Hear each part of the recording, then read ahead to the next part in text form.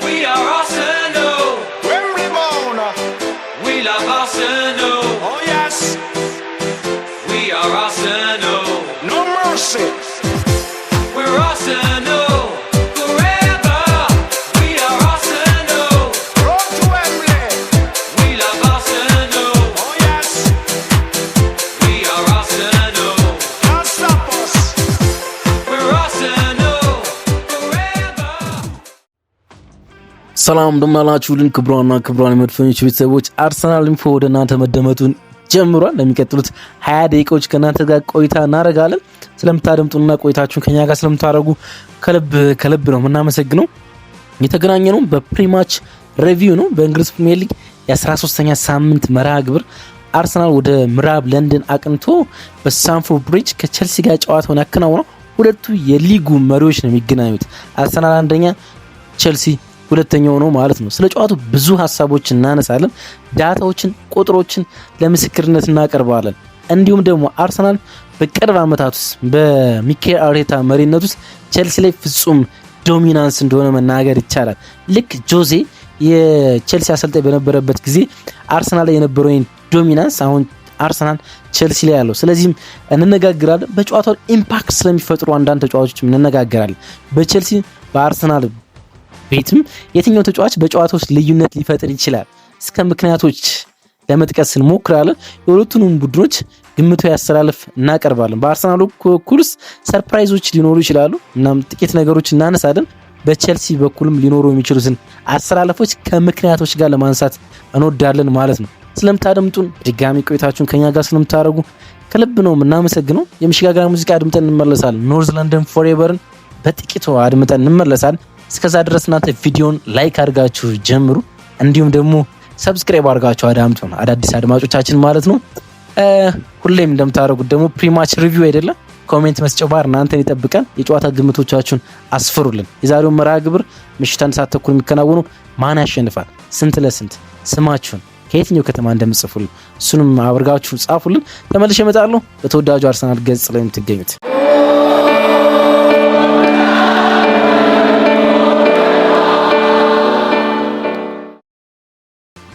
ሁለቱ የሊጉ አናት ላይ የሚገኙ ቡድኖች እርስ በርስ ይጫወታሉ። ሁለቱም የሊጉ መሪ ብቻ ሳይሆን የለንደን ቡድኖች ናቸው። አንዱ ከሰሜን አንዱ ከምዕራብ በብሪጅ ዛሬ ምሽት 1 ሰዓት ተኩል ጨዋታቸውን ያደርጋሉ። ሁለቱም ደግሞ በሻምፒዮንስ ሊግ ምሽት በጣም አስደናቂ ፐርፎርማንስ አድርገው ነው የመጡት። ሁለት የሻምፒዮንስ ሊግ ጃይንት የአውሮፓ ቡድኖችን አሸንፈው ነው የመጡት። ቼልሲ በሜዳው የስፔኑን ባርሴሎና 3-0 አሸንፈው፣ አርሰናል ደግሞ በሜዳው ባየርንን በ3-1 ድል አጠናቀው ነው ወደዚህኛው ጨዋታ የመጡት ማለት ነው። ያ ጨዋታው በጣም ወሳኝ ግለት እንዲኖረው ያደርጋል። ቼልሲ ባርሴሎና 3-0 አሸንፎ ነው የመጣ። ባርሳ በሻምፒዮንስ ሊግ ምሽት በከፍተኛ ማርጂን ከተሸነፈባቸው ጨዋታዎች አንዱ ነው። እንግዲህ ባርሴሎና በከፍተኛ ማርጂን ካሸነፉ ቡድኖች አንዱ ቼልሲ ሆኗል። እንግዲህ ሙኒክ፣ ፔዥ፣ ሮማ በአንድ ወቅት ቼልሲ እንደዚህ አይነት ከፍተኛ ማርጂን በተለያየ ጊዜ አስቆጥረው ያውቃሉ። አሁን ይሄኛውም 3-0 ባርሴሎና ላይ ከተቆጠሩ ከፍ ያሉ የጎል ማርጂኖች እንደ አንዱ ይሆናል ማለት ነው። አርሰናል ሌላው በሻምፒዮንስ ሊግ ድንቅ ፐርፎርማንስ አድርጎ ነው የመጣ። አንደኛ ስፐርስን በሰሜን ለንደን ደርቢ የዛሬ ሳምንት አሸንፎ ከዛ በሚድዊክ ደግሞ ሙኒክን ከድንቅ የጨዋታ ብልጫ ጋር አሸንፎ ነው እንግዲህ ወደዚህኛው ጨዋታ የሚመጣ ማለት ነው። ሁለቱም የለንደን ኩራት እንደሆኑ ደጋግመው ይናገራሉ። የሰሜን ለንደኖች ለንደንስ ሬድ የሚል መፎከር አላቸው። በስታዲየማቸው ጣሪያዎች ሁሉ እሱን ትመለከታላችሁ። ቼልሲዎች ደግሞ በሰማያዊ የተጻፈ ፕራይድ ኦፍ ለንደን የሚል ጽሁፎችን ይጠቀማሉ ማለት ነው። ሁለቱም እና ከተማዋ ወይም ደግሞ የግሬት ብሪትን የለንደን ዋነኛው ቡድንን ወይም ደግሞ ወካይ ቡድንን ብለው ይናገራሉ። ቼልሲ ፊፋ ክለብ ወርልድ ካፕን አሸንፏል። እናም በዚህ ውድድር ዘመን ፕራይድ ኦፍ ለንደን የሚለውን በትልቅ በግርማ ሞገስ ነው የሚጠቀሙበት። አርሰናል ደግሞ የዚህ የውድድር ዓመት የሊጉ መሪ ነው። እናም የሊጉ መሪ በመሆኑ እናም ደግሞ የዓመቱ መጨረሻ ላይ ዋንጫውን የመብላት ከፍተኛ ግምት በኦፕታም በተለያዩ ውጤትን በሚጠቅሙ ዌብሳይቶች ውስጥ እየተገመተ በመገኘቱ ለንደንስ ሬድ እያሉ ይናገራሉ ማለት ነውና ከፍ ባለ መጠበቁስ የሚደረግ ጨዋታ ነው። እንግዲህ ሙኒክን አሸንፎ መጥቷል ብለን አርሰናል ከ2015 በኋላ ለመጀመሪያ ጊዜ ነው ሙኒክ ማሸነፍ የቻለ። ከ5 ያለማሸነፍ ጉዞ በኋላ ነው ይሄኛውን ጨዋታ ማሸነፍ የቻለ። ከ2022-23 ሲዝን በኋላ አርሰናል በለንደን ቡድኖች ያለው ብቃት በጣም የሚደንቅ ነው። እንግዲህ 2022-23 ማለት ሚኬል አርቴታ አርሰናል ከያዘ በኋላ ለዋንጫ መፎካከር የጀመረበት ጊዜ ነው። በነዛ ጊዜያቶች ወይም ደግሞ ከዛ ጊዜ ጀምሮ 40 የለንደን ጨዋታዎችን አርሰናል አከናውኖ በሶስቱ ብቻ ሽንፈትን አስተናግዷል። በሶስቱ ብቻ 28 የለንደን ቡድኖችን አሸንፎ 9 ደግሞ አቻ ወጥቷል ማለት ነው። በዚህ ዓመት ኦልሬዲ ዌስትሃምን፣ ፉልሃምን፣ ፓላስን፣ ስፐርስን ማሸነፍ ችሏል። ዛሬ ከቼልሲ ጋር በብሪጅ ይጫወታል። እንዲሁም ደግሞ በሳምንቱ አጋማሽ ከብሬንትፎርድ ጋር ሌላ የለንደን ደርቢ ጨዋታውን ያከናውናል ማለት ነውና በለንደን ላይ ሚኬል አርቴታ ከመጣ በኋላ አስፈሪ ግርማ ሞገስ እንደሰጠው አርሰናልን በድፍረት መናገር ይቻላል። ዘ ካፕቴን ማርቲን ኦዲጋርድ እንደተመለሰ ባለፈው የሙኒክ ጨዋታ ላይ ተቀይሮ ገብቶ ተመልክተናል። ለዚህኛው ጨዋታ በጣም ወሳኝ ከሆኑ ተጫዋቾች አንዱ ዘ ካፕቴን ማርቲን ኦዲጋርድ ነው። ምክንያቱም ቼልሲ ጋር በጣም ጥሩ ሪከርድ ነው። ያለፉት 8 ፊክስቸሮች ወይም ደግሞ ጨዋታዎች በሁሉም ውድድሮች አርሰናል ማገልገል አልቻለም። ጥቅምት መጀመሪያ ላይ በዌስትሃም ጨዋታ ላይ የጉልበት ጉዳት ካስተናገደ በኋላ አርሰናል ሲያገለግል አልተመለከትነውም። የሙኒኩ ጨዋታ ላይ ነው እንግዲህ ተቀይሮ ገብቶ ጨዋታውን ያደረገ። እንዳልኳችሁ ከቼልሲ ጋር በጣም ጥሩ ሪከርድ ነው ያለው። ያለፉት 8 መርሃ ግብሮች ምንም አይነት ሽንፈት ከቼልሲ ጋር አላጋጠመው።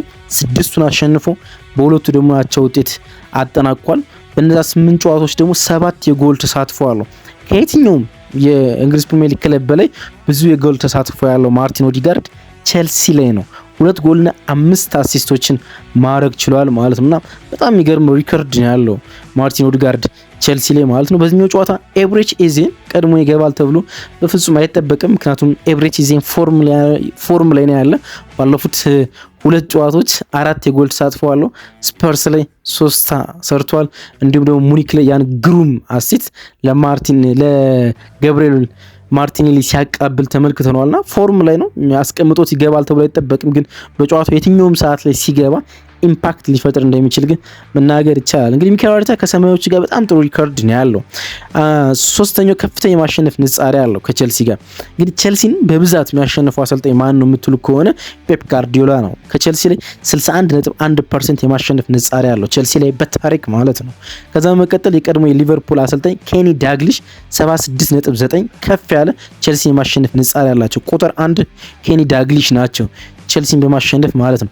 3ኛ ላይ የሚገኘው ሚኬል አርቴታ ነው። ከማንኛውም አሰልጣኝ በላይ ቼልሲን የማሸነፍ ሪከርድ ያለው 58.3% ቼልሲን የማሸነፍ ንጻሬ ያለው 12 ጨዋታዎችን ከቼልሲ ጋር አከናውኖ 7ቱን ማሸነፍ ችሏል ሚኬል አርቴታ ማለት ነው። 7ቱን።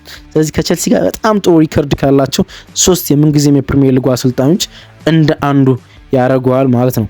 አርሰናል ከቼልሲ ጋር የመጨረሻ ካረጋቸው ጨዋታዎች ውስጥ 24ቱን ጎል ማስቆጠር ችሏል። በ24 ላይ 24 ጎሎችን በድምር ማስቆጠር ችሏል። ግን የተቆጠረበት 13 ብቻ ነው። ይሄ በአርቴታ ኢራ ነው ወይም ደግሞ አርቴታ እያሰለጠነ አርሰናል ቼልሲን በገጠመባቸው 12 መርሃ ግብሮች ውስጥ 24 ጎሎችን ማስቆጠር ችሏል።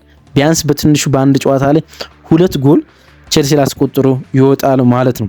ቼልሲዎች የሚተማመኑበት ንብረት አላቸው ወይም ደግሞ የሚተማመኑበት ማቴሪያል አላቸው በዚህኛው ጨዋታ ላይ ማለት ነው። ሰሞነኛ ብቃታቸው በጣም ጥሩ የሆኑ ተጫዋቾች አሏቸው። ሞሴስ ካይሴዶ፣ ኢንዞ ፈርናንዴዝ፣ ኤስቲቫዮ፣ አሌሃንድሮ ጋርናቾ ሰሞነኛ ብቃታቸው በጣም ጥሩ እንደሆነ መናገር ይቻላል። ግን ከሁሉም በላይ ቼልሲዎች በዚህኛው ጨዋታ ላይ በፔድሮ ኔቶ የሚተማመኑ ይመስለኛል። ምክንያቱም ከመጨረሻው 5 ሊግ ጨዋታዎች 5 የጎል ተሳትፏል። በሁሉም ውድድሮች ከ5 ጨዋታዎች 5 የጎል ተሳትፎ አለው። 3 ጎልና 2 አሲስቶች ማለት ነው። 3ቱን ጎሎች ደግሞ በተከታታይ ጨዋታዎች ነው ማስቆጠር ይቻላል። የዚህ ሳምንት የባርሴሎና ጨዋታ የመክፈቻውን ጎል ጨምሮ በሁሉም ጨዋታዎች በ3 ተከታታይ ጨዋታዎች ላይ ጎል ማስቆጠር ችሏል ማለት ነው። ከአርሰናል ጋርም እንዲሁ በጣም ጥሩ ሪከርድ አለው ፔድሮ ኔቶ። ሰሞነኛ ብቃቱ ጥሩ መሆኑ ብቻ ሳይሆን ከአርሰናል ጋር እንዳልኳችሁ በጣም ጥሩ ሪከርድ አለው። ከአርሰናል ጋር ከጀመረባቸው 4 ጨዋታዎች 3 የጎል ተሳትፎ አለው። 2 ጎልና 1 አሲስት ማለት ነው። ባለፈው ዓመት አንድ አቻ ባለቀው ጨዋታ ላይም የቼልሲን አቻነት ጎል ያስቆጠረው ፔድሮ ኔቶ እንደሆነ መናገር ይቻላል እና በጣም ጥሩ ሪከርድ ነው ያላቸው ማለት ይቻላል። ቼልሲ ባለፉት 7 ጨዋታዎች በእያንዳንዱ ጨዋታ ላይ የመክፈቻ ጎል አስቆጥሯል። በፕሪሚየር ሊጉ 7 ጨዋታዎች ላይ በእያንዳንዱ ጨዋታ ላይ የመጀመሪያውን ጎል ያስቆጠረው ቸልሲ ነው ከእያንዳንዱ ተጋጣሚው ላይ ማለት። ይሄኛው ሎንገስት ራናቸው ነው ወይም ደግሞ በየጨዋታው የመክፈቻ ጎል በማስቆጠር ረዥም የተጓዙበት ነው ከኤፕሪል 2024 በኋላ ማለት ነው። ግን በጣም የሚደንቀው ነገር ከዚህ ቀደም 7 ጨዋታ የመክፈቻ ጨዋታዎችን በእያንዳንዱ ጨዋታ ላይ አስቆጥረው ነበረ። መቼ? ኤፕሪል 2024 ማለት ነው። እናም 7 ተከታታይ ጨዋታ እንዳሆኑ ነበር ማስቆጠር የቻሉት። ለመጨረሻ ጊዜ ኤፕሪል 2024 ላይ 7 ተከታታይ ጨዋታ ቀድሞ ካስቆጠሩ በኋላ የቆሙት በአርሰናል ነበር። አርሰናል 5-0 ሲያሸንፋቸው ማለት ነው። አሁንም ሎንገስት ራኑን ለማስቆም አርሰናል እድል ያለው ይመስላል። አርሰናል የተከላካይ ስፍራ በዊሊያም ሳሊባ አሁን እንደሚመራ ይታወቃል። ዊሊያም ሳሊባ የሚመራው የተከላካይ መስመር ቀድሞ ጎል የሚቆጠርበት አይመስልም። ዝም ብለን ወረቀት ላይ ስንመለከተው ጨዋታው ላይ የሚፈጠረውን ነገር ባናቅም ማለት ነው። ግን አርሰናል ቀድሞ የሚያስቆጥር ከሆነ ይሄን የቼልሲ 7 ተከታታይ ጨዋታዎች ላይ የመክፈቻ ጎል የማስቆጠር ሪከርድን እንደገና በድጋሚ ማስቆም ይችላል ማለት ነው። ቼልሲ ከሜዳውና ከሜዳው ውጭ በትንሹም የተለያየ ቡድን ነው። በንጻሬ ስንመለከተው ከሜዳው ውጭ የተሻለ ቡድን ሆኖ እናገኘዋለን።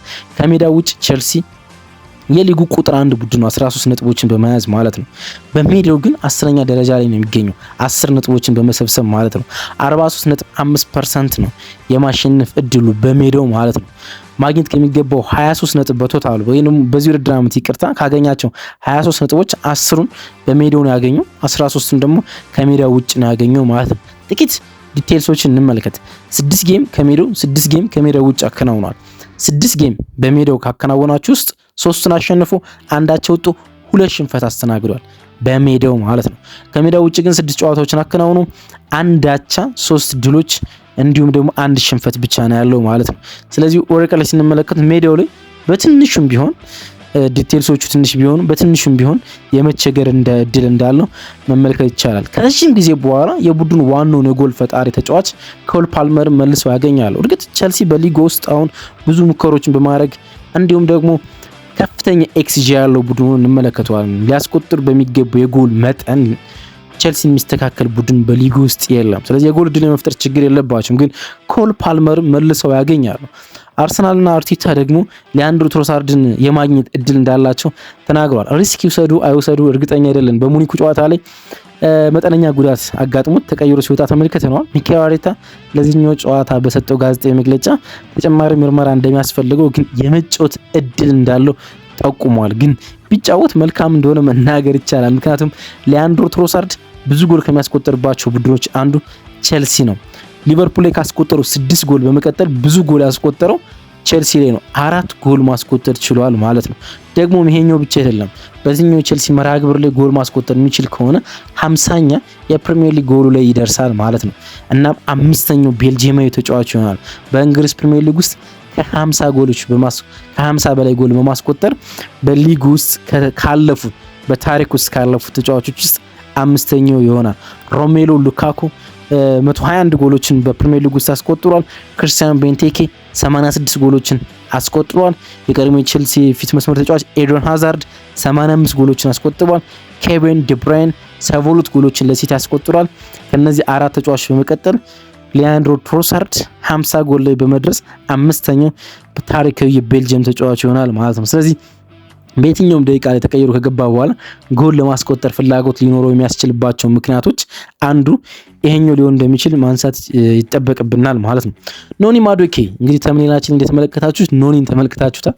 ኖኒ ማዱኬ ለመጀመሪያ ጊዜ የቀድሞ ቡድኑን በተቃራኒ ይገጥማል ቸልሲን ማለት ነው። እንግዲህ ከቸልሲ በዚህ ውድድር ዓመት ነው ወደ አርሰናል የመጣ የሊጉን ብቻ ሳይሆን የሊግ ጎል እስካሁን ለአርሰናል አላስቆጠረም። ግን ለአርሰናል የመጀመሪያ ጎሉን በሻምፒዮንስ ሊግ ከባየር ሙኒክ ጋር ማስቆጠር ይታወሳል ማለት ነው። ስለዚህ ከጉዳት ከተመለሰ በኋላ ነው ይሄን ጎል ማስቆጠር የቻለው።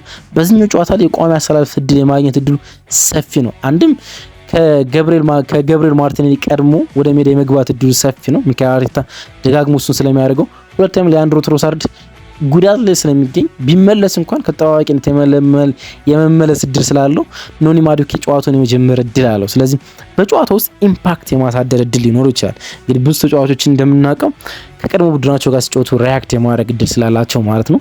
በዚህ ውድድር ዓመት ተመልክተናል። ኤብሬቺ ኤዜን ጎል ሲያስቆጥር የመጀመሪያ ፕሪሚየር ሊግ ጎሉን ያስቆጠው ከቀድሞ ቡድኑ ክሪስታል ፓላስ ላይ እንደሆነ ስለታዘብ ነው ማለት ነው። የእርስ በርስ ግንኙነታቸውን እንመልከት እስኪ አርሰናልና ቼልሲን።